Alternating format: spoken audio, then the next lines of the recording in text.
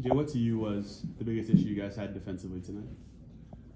Just like the step slow. I don't know what it was, but that's what it looked like to me. And just on both ends of the ball, they were more physical than us, and that's a tough pill to swallow. Why in your eyes has the bench maybe not been quite as effective as last season, especially from a scoring perspective? I mean, I feel like injuries play a part in it. There's no excuse for both the starters and the bench, but we just have to adjust. Putting new guys in there and figuring out chemistry and stuff like that. Like I said, it's no excuse. We just need to kind of figure it out, no matter who's in the lineup.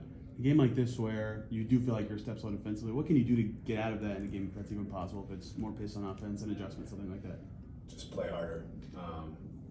There's really no recipe to success. I mean, I feel like if you just play extremely hard, and at times we did, but not the full 48, and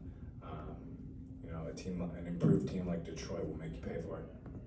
Obviously, as you just said, there's no excuse and you just have to adjust, but I mean, what has the overall adjustment been like to get used to playing without guys like Ben, Aaron, and Andrew, and having to deal with just sort of constant shifts in movement and not necessarily having full second unit out there? What's just the challenge been like over the last few weeks? It's you're navigating through a ton of things, and just continuing to figure out where guys want the ball and their best skill defensively.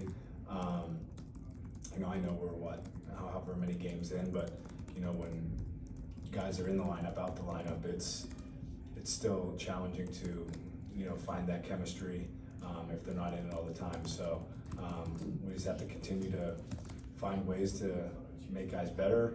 That's mine and Ty's job, and go from there. How have you seen Jarris navigate some of this? He's obviously had some tough stretches, but it seemed like he made some progress tonight. You had some periods where he was on Cade, he was able to get some cause some turnovers, stuff like that.